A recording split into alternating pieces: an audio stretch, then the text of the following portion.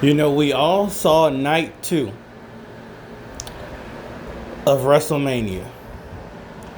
And it seems Oba beat Brock, which, I'm actually fine. I'm fine with Oba beating Brock. It wasn't necessarily like a squash match, but it was a nice retirement match. We didn't even know it was a retirement match. But have to keep saying but. Will Oba actually get pushed? That's the thing. Was this a waste of a win? Or will Oba end up like the others? And someone said that in the comments, like, okay, yeah, he beat Brock, but they won't push him. He won't get that main event push. And I'm like, man, Oba is on fire. But they said Oba might get a championship match, lose, and then his career is done. And I just wanted to point out some examples of this. Look at somebody like Zack Ryder. He beat Chris Jericho in 2010, right? And WWE never capitalized on that. Jinder Mahal beat Randy Orton. They never capitalized on it and, made him real relevant. Heath Slater beat Seth Rollins in 2016. They did nothing with him. Apollo Crews beat Andrade. And he's just never been a consistent star. Now, Enzo Amore beat Chris Jericho, but I think he might have had some locker room heat or something like that. Evan Bourne is another one that beat Chris Jericho. He stayed mid-card, but I don't know. Some people saying drugs. Now, Shelton Benjamin is one too. Shelton Benjamin, come on now, he beat Triple H in like 2004. Never got a solid push. Now, you could say Carlito. You can also say Solo Sikoa. They all... another one, God, what's this other dude's name? It's a damn shame. He was the masked man. Shit. I can't think of his name.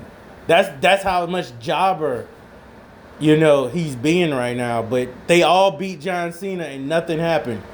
And the guy I'm talking about, he's in the Vision. And his name is not coming in my head, man. What is this guy's name, bro? Yeah, Austin Theory. So you even got Austin Theory.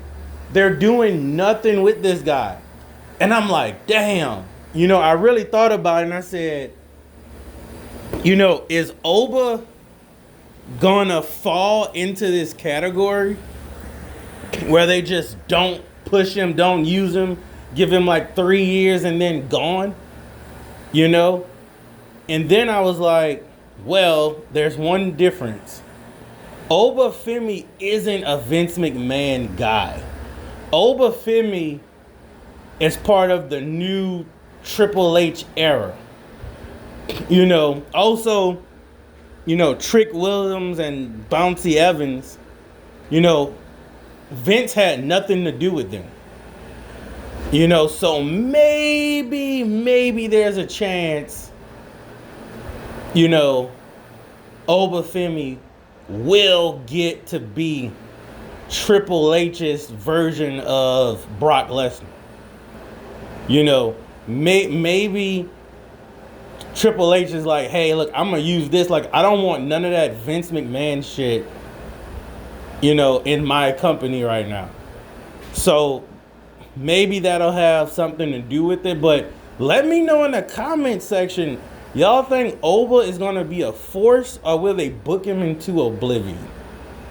I thought Jade coming from AEW they was gonna give her something, but seems like WWE kind of likes to change your character and let you be great on their terms.